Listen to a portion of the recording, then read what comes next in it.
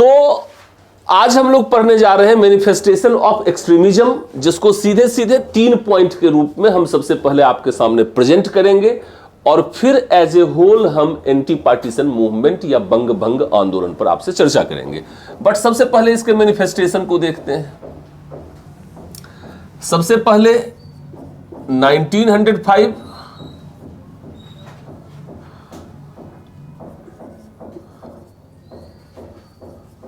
Banaras session of Indian National Congress, Congress का बनारस सम्मेलन, अर्थात बनारस सम्मेलन की अध्यक्षता कौन कर रहे थे? गोपाल कृष्ण गोखले इसके अध्यक्ष थे।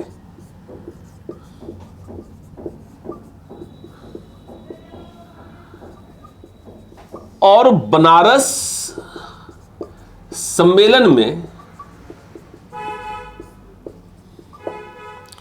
सर्वप्रथम स्वदेशी का प्रस्ताव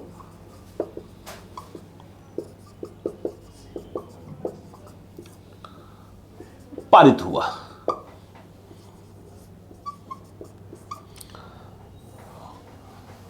तो स्वदेशी के प्रस्ताव के पारित होने को आप उग्र राष्ट्रवाद की अभिव्यक्ति के रूप में देख सकते हैं।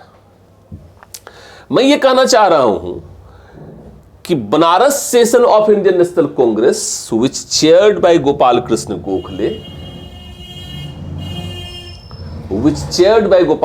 Gokhale, first the proposal of swadeshi enacted by the Indian National Congress. तो बनारस सेशन में स्वदेशी का जो प्रपोजल पारित हुआ, यह एक्सट्रीमिस्ट पॉलिटिक्स या एक्सट्रीम नेशनलिज्म का फर्स्ट मैनिफेस्टेशन था।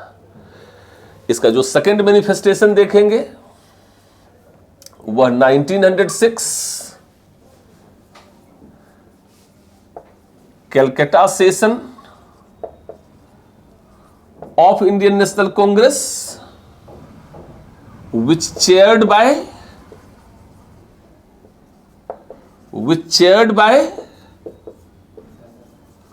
दादा भाई Naoroji, and Indian National Congress passed स्वदेशी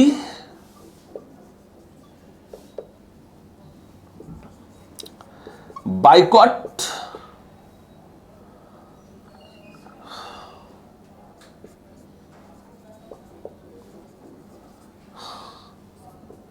नेशनल एजुकेशन,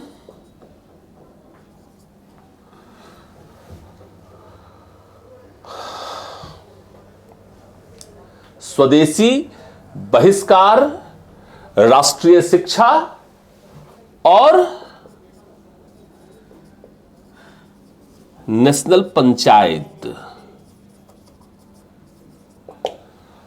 अर्थात 1906 के कलकत्ता अधिवेशन में जिसकी अध्यक्षता दादा भाई नौरोजी कर रहे थे, उसमें कांग्रेस ने 4 प्रस्ताव पास किए, अर्थात स्वदेशी, बहिष्कार, राष्ट्रीय शिक्षा और राष्ट्रीय पंचायत। 1906 के कलकत्ता अधिवेशन, 1906 में कांग्रेस के कलकत्ता अधिवेशन जिसकी अध्यक्षता दादा भाई नौरोजी कर रहे थे, उनकी अध्यक्षता में कांग्रेस ने 4 प्रस्ताव पारित किए, जो स्वदेशी, बहिष्कार, राष्ट्रीय शिक्षा और राष्ट्रीय पंचायत के रूप में था। और इसका तीसरा जो मैनिफेस्टेशन है वह सूरत स्प्लिट के रूप में है। मैं ये कहना चाहता हूं, सूरत स्प्लिट अर्थात सूरत विभाजन के रूप में है। अब थोड़ा समझने का प्रयास कीजिएगा। मिलिटेंट नेशनलिज्म या रेडिकल नेशनलिज्म या एक्सट्रीमिज्म का मैनिफेस्टेशन अर्थात उसकी अभिव्यक्ति कैसे हुई? तो सर्वप्रथम इसकी अभिव्यक्ति बनारस के कांग्रेस के बनारस सम्मेलन में हुआ, जहां पर सदस्यों के बीच यह मतभेद उभर कर सामने आया कि क्या स्वदेशी का जो यह प्रस्ताव है यह बंगाल तक ही सीमित रहना चाहिए या देश के अन्य भागों में भी इसका प्रचार प्रसार होना चाहिए।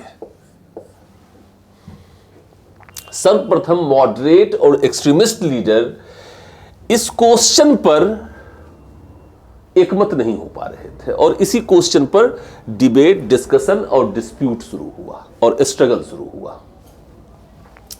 फिर 1906 में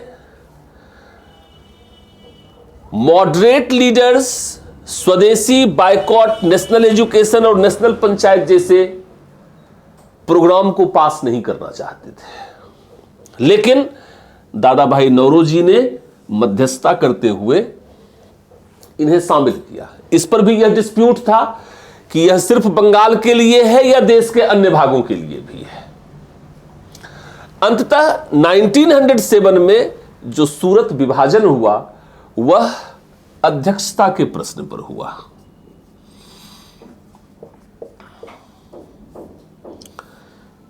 चेयरमैनशिप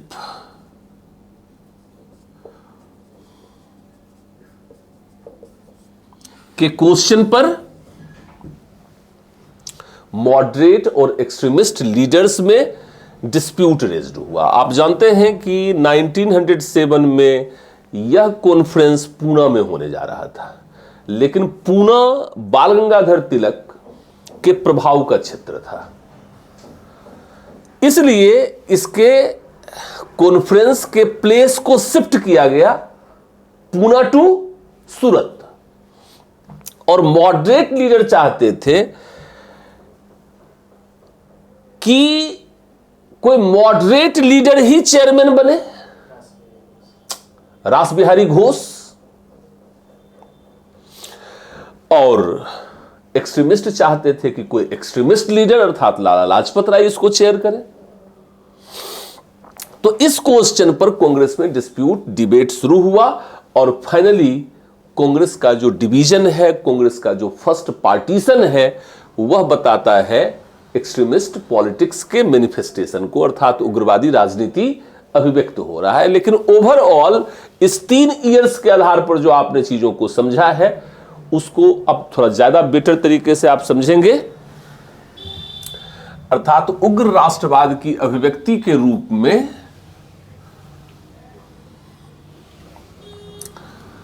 हम लोग डिटेल में बातचीत करेंगे बंग भंग आंदोलन, या जिसे हम स्वदेशी आंदोलन कहते हैं।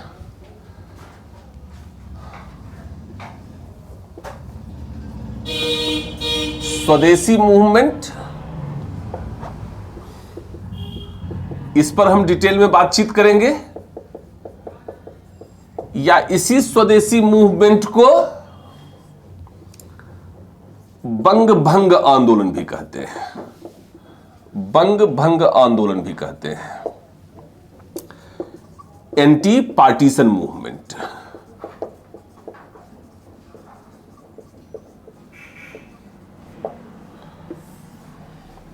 लेकिन इस मूवमेंट पर बातचीत करने से पहले हम सबसे पहले बंगाल विभाजन को देखेंगे और फिर बंग भंग आंदोलन या स्वदेशी आंदोलन को हम देखेंगे। क्लियर है मेरी बात? अर्थात अभी हम चले आते हैं बंगाल विभाजन पर, पार्टीशन ऑफ बंगाल।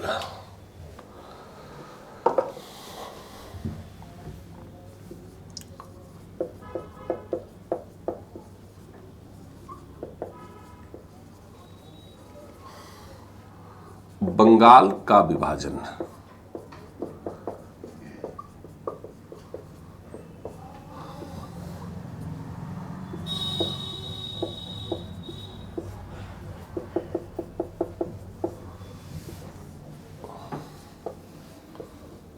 और पूर्वी बंगाल, ईस्ट बंगाल और वेस्ट बंगाल।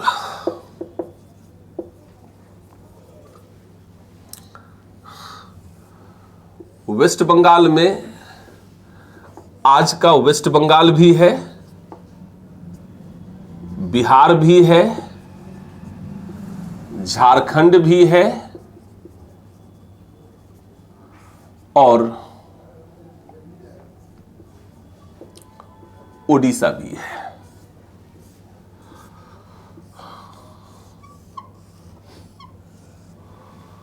इसकी जो पॉपुलेशन है, टोटल वेस्ट बंगाल की जो पॉपुलेशन है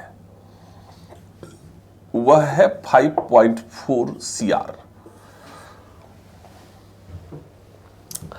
और 5.4 CR में 1.7 करोड़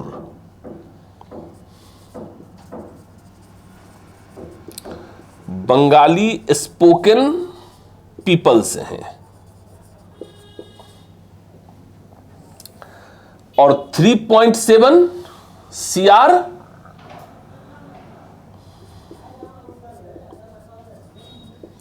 हिंदी या उड़िया लैंग्वेज अर्थात नॉन बंगाली स्पोकन पीपल है।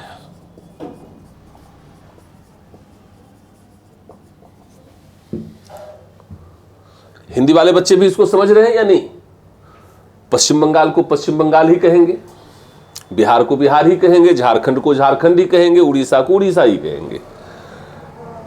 पश्चिम बंगाल, सिर्फ पश्चिम बंगाल, जो आज का पश्चिम बंगाल है, जो बंगाली भाषा बोलते हैं, उनकी जनसंख्या 1.7 करोड़ है, जबकि बंगाली नहीं बोलने वाले लोगों की जनसंख्या 3.7 करोड़ है वेस्ट बंगाल में। ठीक है, अर्थात वो हिंदी बोलते हैं या उड़िया बोलते हैं।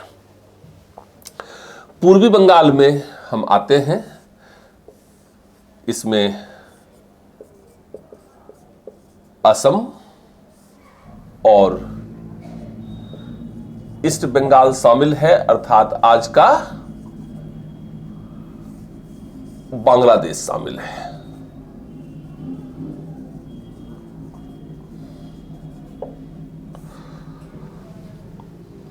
इसका जो पॉपुलेशन है वह 3.1 करोड़ है, 3.1 करोड़।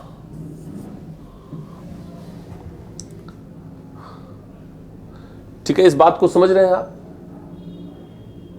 ये पार्टीशन को समझ पाए हैं आप? ये फिगर, ये डेटा ध्यान में रखिएगा, इसके बेसिस पर मैं एनालिसिस करूंगा।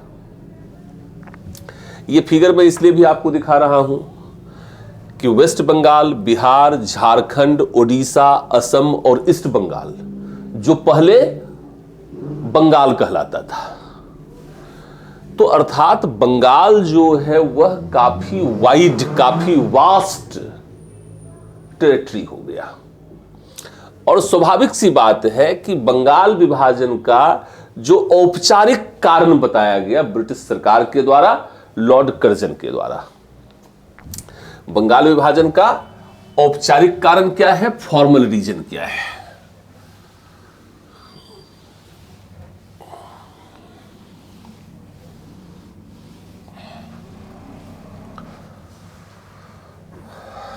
फॉर्मल रीजन क्या है, फॉर्मल कॉज क्या है, औपचारिक कारण क्या है?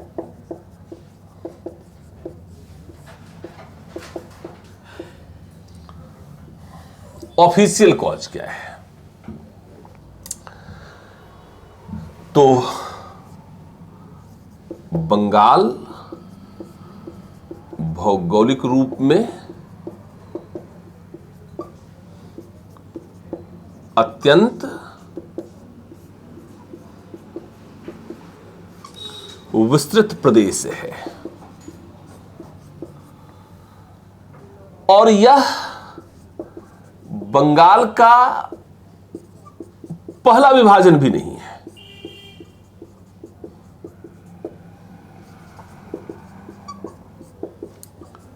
एटीन 1874 में बंगाल से असम को अलग कर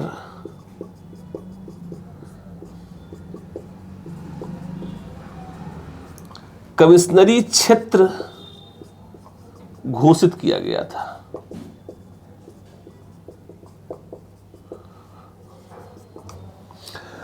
और असम के अलग होने के पश्चात भी भौगोलिक रूप से जो बंगाल है वह अभी भी बहुत बड़ा प्रदेश है। तो जो फॉर्मल कॉज है वो ज्योग्राफिकल वास्टनेस ऑफ बंगाल है। लिख लीजिएगा, formal cause geographical vastness of Bengal है। And earlier on that basis, on this basis, Bengal, Assam separated from Bengal in 1874। ये कोई नई बात नहीं है। और असम के अलग होने के बाद भी आज भी ज्योग्राफिकली बंगाल ज्योग्राफिकली काफी वास्ट है। वास्ट होने के कारण क्या हो रहा है?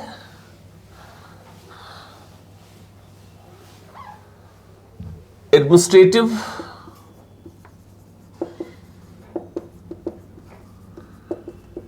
कैपेसिटी,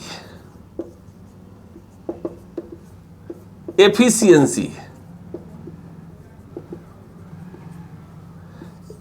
लैक कर जा रहा है। और इसके कारण से लॉ एंड ऑर्डर को मेंटेन करना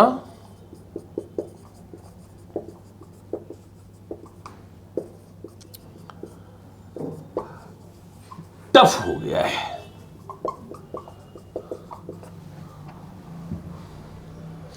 Because of geographical vastness, there is lack of administrative capacity or efficiency. And due to lack of administrative capacity and efficiency, there is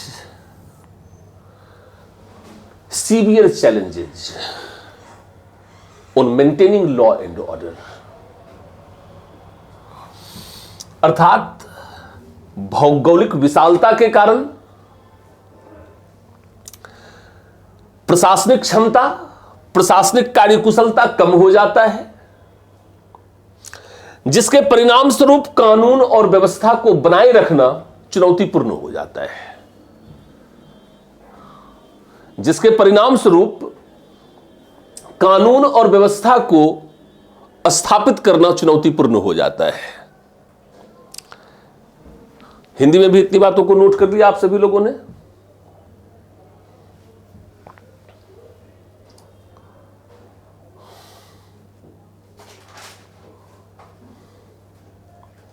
Assam क्षेत्र पर आते हैं।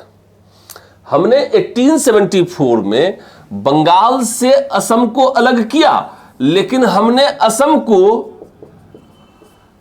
कमिश्नरी क्षेत्र बनाया। और कमिश्नरी क्षेत्र बनाने के कारण असम को जो है वह आईसीएस का कोई कैडर नहीं मिल पाता है। तो ध्यान से सुनिएगा, अदरवाइज ये समझ में नहीं आएगा। कमिश्नरी क्षेत्र होने के कारण इसको आईसीएस, इंडियन सिविल सर्विसेज जो उस समय हुआ करता था, उसका कोई कैडर असम को नहीं मिल पाता था। और इस प्रकार से असम में भी जो एडमिनिस्ट्रेटिव एफिशिएंसी है वह लैक कर रहा था।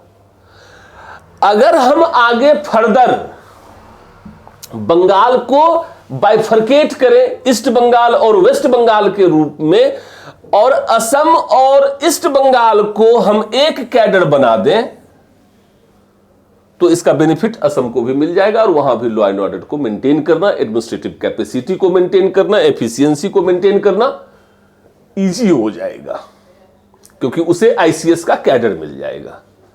जिस तरह से आज ऑल इंडिया सर्विसेज के रूप में आईएएस और आईपीएस की जो कैपेसिटी है वो ज्यादा बेटर है। In comparison of PCS.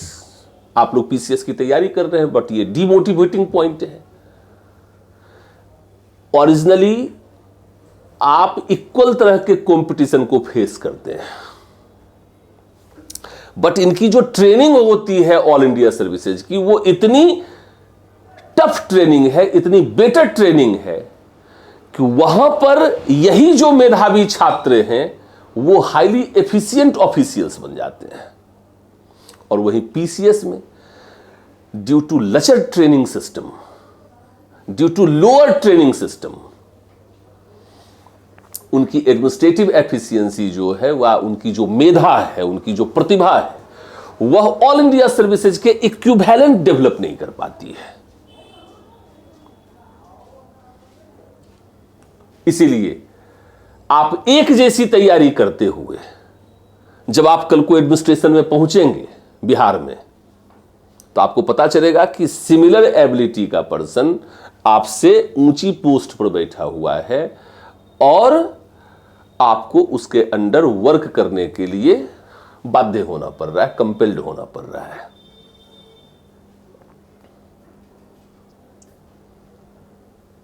ठीक है ना? तो इस संदर्भ में मैं ऑल इंडिया सर्विसेज के रूप में आईसीएस को रेफर कर रहा हूं कि अगर आईसीएस का कैडर असम के लिए भी अवेलेबल हो जाएगा तो असम में लॉ एंड ऑर्डर को मेंटेन करना ज्यादा इजी हो जाएगा। आज भी आप देखते हैं असम और नॉर्थ ईस्ट में लॉ एंड ऑर्डर को मेंटेन करना हमेशा चैलेंजेबल रहा है। उस समय भी असम और नॉर्थ ईस्ट नेफा इसका पार्ट था असम का, तो लॉ एंड ऑर्डर को मेंटेन करना ज्यादा चैलेंजिंग था।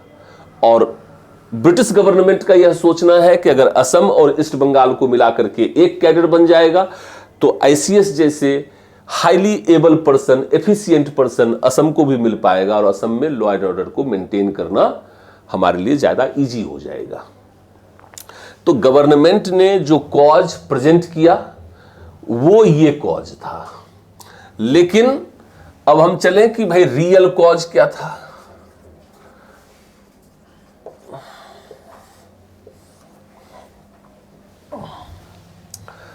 तो रियल कॉज को समझने के पहले हमने ऑलरेडी बैकग्राउंड प्रिपेयर कर दिया था आपको कि रियल कॉज ये था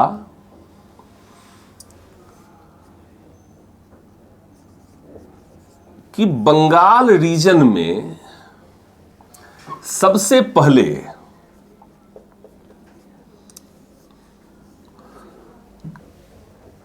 सेंस ऑफ नेशनलिज्म का डेवलपमेंट हुआ। First sense of nationalism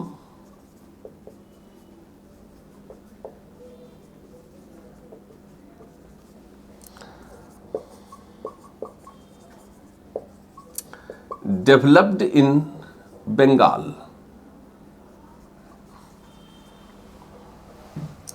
so that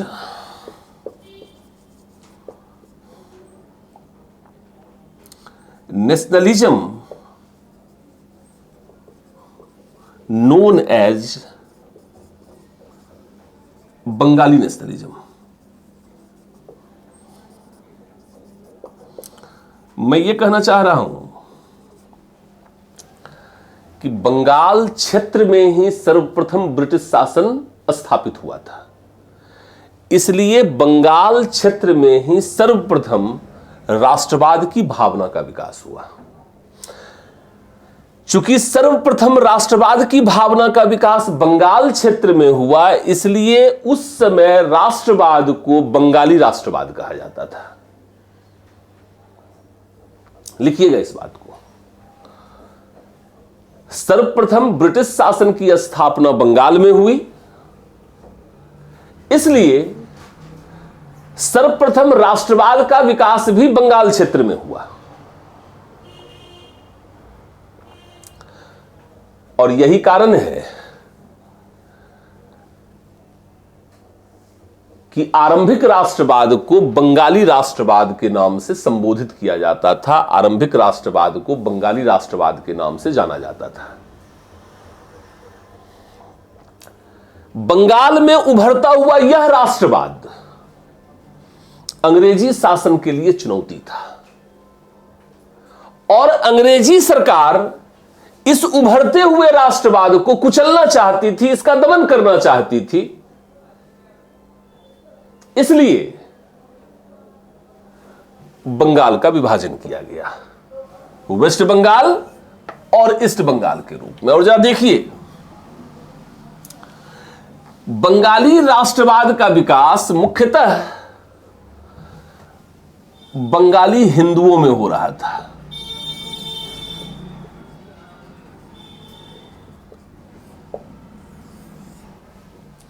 और बंगाली हिंदू वेस्ट बंगाल में भाषाई अल्पसंख्यक बन गए।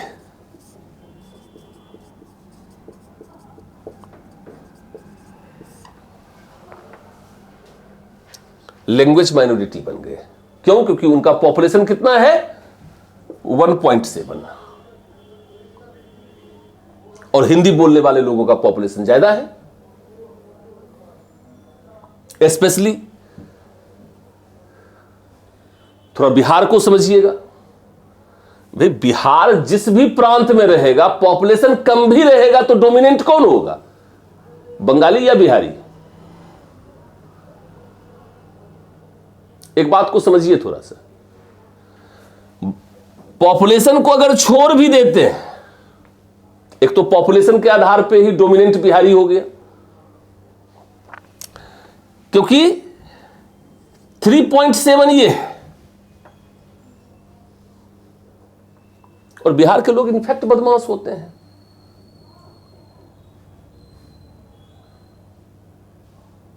इसीलिए कई बार कहा जाता है कि कश्मीर की समस्या का एक सॉल्यूशन यह है कि वहां पर बिहार के लोगों को बसा दिया जाए।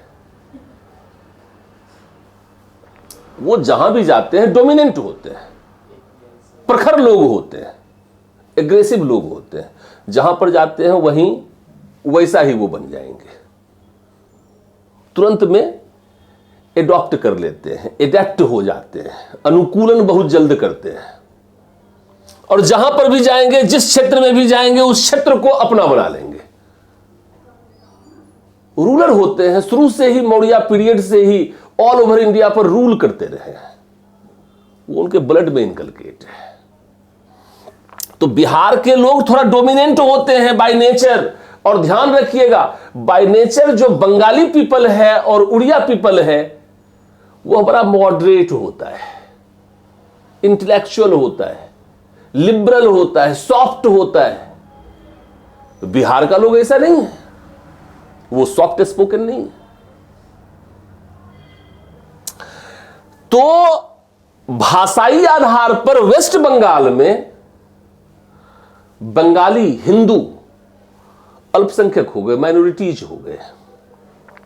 और ईस्ट बंगाल में बंगाली हिंदू रिलीजियस बेसिस पर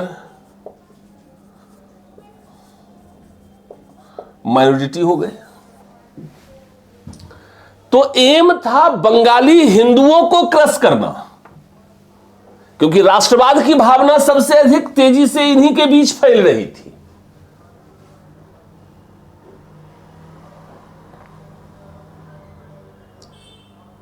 चूंकि ब्रिटिश रूल सबसे पहले यहीं पर एस्टैब्लिश्ड हुआ, इसलिए वेस्टर्न एजुकेशन और वेस्टर्न एजुकेशन देने वाले स्कूल भी सबसे पहले बंगाल में ही एस्टैब्लिश्ड हुए। पहले हम फारसी पढ़ते थे, उर्दू पढ़ते थे, अब हम इंग्लिश पढ़ने लगे, चूंकि इंडियंस फ्लेक्सिबल होते हैं। मुस्लिम्स तो मदरसा एजुकेशन में ही गया, लेकिन ये लोग वेस्टर्न एजुकेशन इन्होंने ले लिया। और जैसे ही वेस्टर्न एजुकेशन लिया तो सेंस ऑफ नेशनलिज्म का डेवलपमेंट भी सबसे पहले बंगाली हिंदुओं में हुआ। और पार्टीशन ऑफ बंगाल का जो रियल कॉज है वह बंगाली हिंदू, अर्थात बंगाली हिंदू के रूप में उभरते हुए राष्ट्रवाद को क्रश कर देना, कुचल देना। तो रियल एम क्या है, यह समझ में आ गया आपको? हाँ ना, कुछ तो बोलिए महाराज।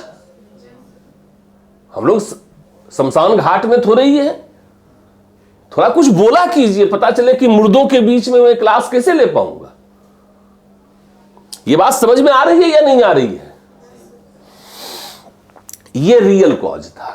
दूसरी बात भी समझिए, बंगाल रीजन जो पहले था यह कैपिटल रीजन था।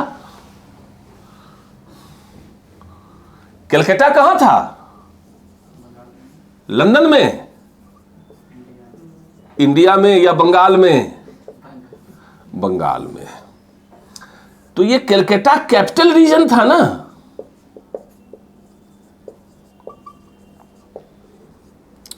और कैपिटल रीजन में पॉलिटिकल अवेयरनेस ज्यादा होता है।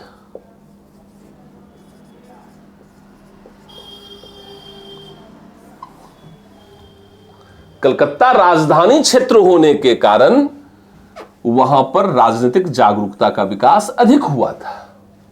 और जहां पर राजनीतिक जागरूकता का विकास होगा वहां पर छोटी छोटी बात पर एजिटेशन हो जाना, मूवमेंट हो जाना, डिमॉन्स्ट्रेशन हो जाना, अर्थात छोटी छोटी बात पर धरना, प्रदर्शन, आंदोलन तुरंत में हो जाएंगे क्योंकि राजनीतिक रूप से जागरूक है। इस तरह से चूंकि कलकत्ता क्षेत्र राजधानी क्षेत्र था और राजधानी क्षेत्र में राजनीतिक जागरूकता का विकास कहीं अधिक होता है, इसलिए राजनीतिक गतिविधियां कहीं अधिक होती हैं। इस कारण से कलकत्ता क्षेत्र में जो नेशनलिज्म था उस नेशनलिज्म को बाइफर्केट करना, विभाजित करना, डिवाइड करना हमारे लिए ज्यादा इंपॉर्टेंट था। और इसीलिए as a strategy British rulers divided Bengal into east and west Bengal in order to divide the national movement, in order to crush the national movement। अर्थात राष्ट्रीय आंदोलन, उभरते हुए राष्ट्रीय आंदोलन, उभरते हुए राष्ट्रवाद का दमन करने के लिए ही, भारतीय राष्ट्रीय आंदोलन को कमजोर बनाने के लिए ही, उभरते हुए राष्ट्रवाद को कमजोर बनाने के लिए ही बंगाल का विभाजन किया गया था। क्लियर है मेरी बात? यह विभाजन धार्मिक, सांस्कृतिक, सामाजिक और आर्थिक आधार पर भी किया गया था। अंग्रेजों ने मुसलमानों से यह कहा कि कलकत्ता के एगेंस्ट इंपैक्ट के कारण ईस्ट बंगाल का डेवलपमेंट नहीं हो पा रहा है। अगर हम ईस्ट बंगाल को वेस्ट बंगाल से सेपरेट कर देंगे तो हम ढाका का डेवलपमेंट महान मुस्लिम सभ्यता के केंद्र के रूप में कर सकेंगे। अर्थात मुसलमानों को ढाका के विकास का वादा किया गया, उसको मुस्लिम सभ्यता के केंद्र के रूप में विकसित करने की बात कही गई। तो धार्मिक आधार पर ही नहीं बल्कि बंगाल के लोग सामाजिक, सांस्कृतिक और आर्थिक आधार पर भी एक दूसरे के साथ विभाजित हुए। यह सिर्फ राजनीतिक विभाजन नहीं है, प्रशासनिक विभाजन नहीं है, क्योंकि हो सकता है कि मैं हूं यहां से और मेरा ट्रेडिंग एक्टिविटीज वहां से हो रहा हो, और धार्मिक आधार पर हमने ढाका को विकसित करने की बात को कहकर हमने सामाजिक, सांस्कृतिक आधार पर बंगाल क्षेत्र के लोगों को दो भागों में बांटने का प्रयास किया।